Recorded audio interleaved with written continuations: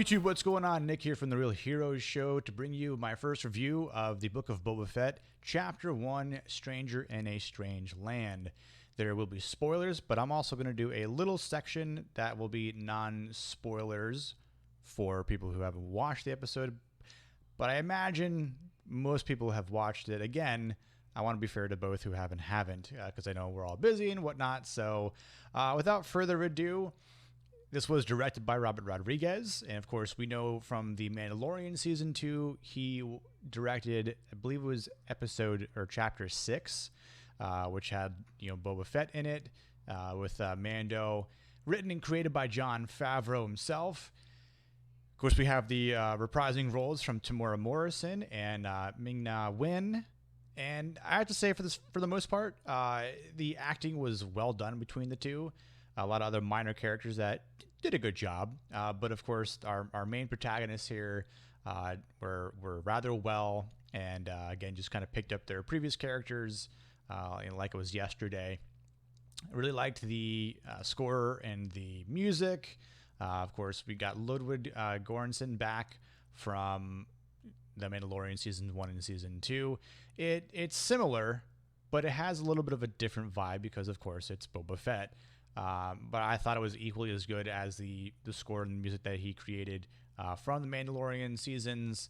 And of course, we have a similar staging with the chapters like we do in the Mandalorian. So I guess in some cases it's keeping it in the same spectrum of a Mandalorian, or rather a bounty hunter who is Mandalorian and is just wearing Mandalorian armor. Overall, I'll say I really did enjoy this episode. I think the pacing was decent because we've got some flashbacks, but of course, I'd say for the most part, it was well done. I've seen some people say it was a little slow, but I think because of what this chapter or what this episode gives us or brings us. It does need to set the stage. It does need to tell us a little bit as to what's been going on all this time with Boba Fett himself. And, of course, we see him in The Mandalorian Season 2 and haven't seen him since The Return of the Jedi, with him falling in the Sarlacc pit. If you haven't seen that, spoiler, well, I don't know where you've been. He is an OG character. Not my favorite from the original series, but, of course, as I am wearing a original series Star Wars shirt here. I grew up loving Star Wars and watched it in a measurable amount of times. I read the EU books from the Bounty Hunter trilogy, and of course, really enjoyed what they did with Boba Fett's character in those books.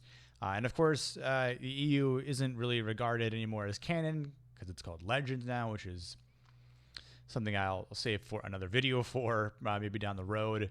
And I think where we see some of it in this episode, which I'll get to in a moment here, I'd say we probably won't see much more of it throughout this season because of things just changing and being told differently here at Lucasfilm by Star Wars. So, but all in all, I want to say I'll give this episode an 8 out of 10.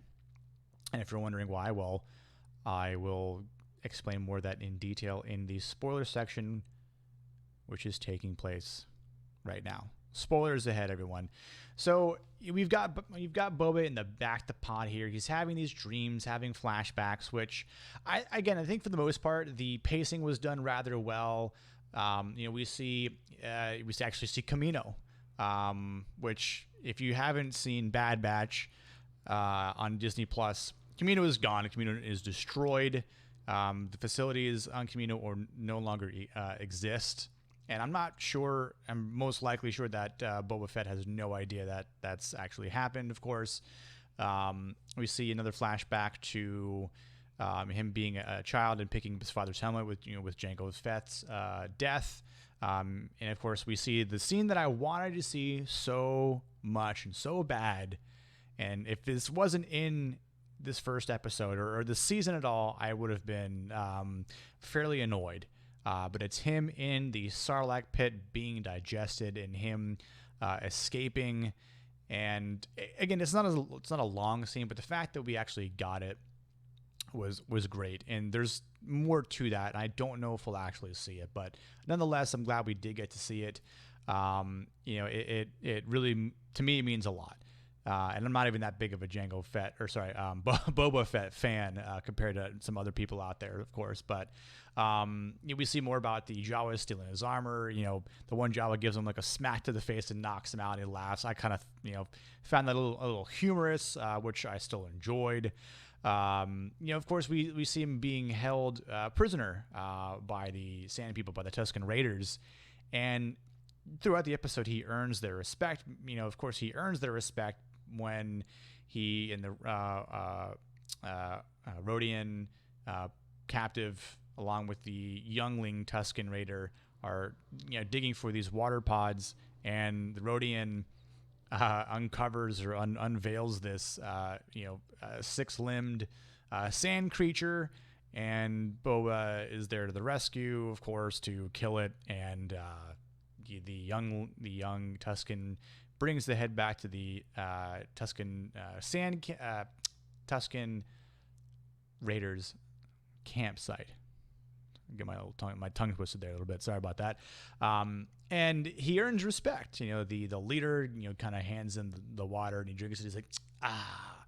So we understand how he was able to eventually find Fennec Shand on Tatooine in the sand after Fennec was shot by Mando, and of course how he has that drab of clothing that looks very Tusken Raider-ish when we see him in season 2 of The Mandalorian. And I think the flashbacks were pretty good in terms of filling in some of the story and plot details for him, and tying in some pieces from Mandalorian season 1 and season 2. We see more of we see more of the present when he's in the newly accumulated throne of Jabba's old palace, where it's Boba Fett's palace now. As he's the crime lord, people or creatures or aliens are coming by, and they're paying respects to Boba. And it's kind of funny because the major domo of the mayor of Mos Espa, that character kind of annoyed me. I wanted Fennec Shand to just blast him, but Boba doesn't want to rule by fear. He wants to rule by respect, and he's earning people's respect, and as they're paying for it. And that's something. I think for the most famous bounty hunter in the galaxy, I think fear would be a nice little iteration, just a little bit, to kind of make a statement, because I think him taking over Bib Fortuna is kind of like a meh, okay, that's fine, but Bib's no one. Jabba was someone, Bib wasn't. Bib didn't do anything, whereas Jabba obviously had a very very big reputation, a bad one at that, as we all know. But I liked the dialogue nonetheless, even though it annoyed me. It's like, oh, I'm sorry, it's such Mayor can't come, I'm here instead, and by the way, you owe tribute to me. Well, his life is spared in tribute to him, because I think, again, Fennec should have just blasted him and had it at that. Nonetheless, there will be another delegation, which obviously is stirring for trouble for Boba and Fennec, which I believe the 6 guards or troops or soldiers that ambushed Boba and Fennec in Mos Espa were from the mayor. I don't think we know anyone else that it could be at this point in time, which it kind of seemed like they were in over their heads, at least until his Gamorrean guards showed up. And Boba, one of my favorite parts is when Boba blasts one of them that was climbing up the wall and just blows them up to smithereens. And of course, Fennec gets the 2 on the roof, throws one off, takes one prisoner. So I imagine next episode we'll see more from the prisoner and learn a little bit more about who he is, who he's serving, and what's going on. So I think, seeing more of a bigger city. So we've seen Mos Eisley in the past a couple times, of course, and but it's good to see Mos Espa on Tatooine, which is seemingly bigger, of course. And during that fight, we know that Boba takes some serious damage, and he has to get dragged by his guards back to the Bactapod. So we know that he's still not 100%. And of course, as we see things from his past, like he's obviously taking a serious beating from Tatooine itself. He got punched in the chest by that sand creature. Obviously had to endure some cruel times from the Tusken Raiders, and let's not forget the time he had to spend in the Sarlacc pit itself. So, and obviously, little fun fact, if you didn't see the credits, Doc Strassi, if I'm pronouncing that correctly, the Trandoshan who comes before Boba, and Boba's like, I used to work for him, and Fennec's like, well, now he works for you. That actually is played by Robert Rodriguez, yes, the director himself. So I kind of figured that would happen at some point. All in all, again, it's interesting to see how the flashbacks in the past of Boba gets filled in. This is the book, and the book tells a story, past, present, and as we see the present move on, we'll see the future. So all in all, I think this is a very good first episode. I think it's a good setting stage. It's setting the stage well enough for this first season. And I guess we'll find out at the end of the season if we're going to get a season 2. I'm sure if this turns out to be well written and well received, it'll probably get a season 2, much like The Mandalorian did, of course. If it makes money, it makes money, and I'm sure Disney and Lucasfilm are all about making that bling bling. So, I want to reiterate my scoring of 8 out of 10.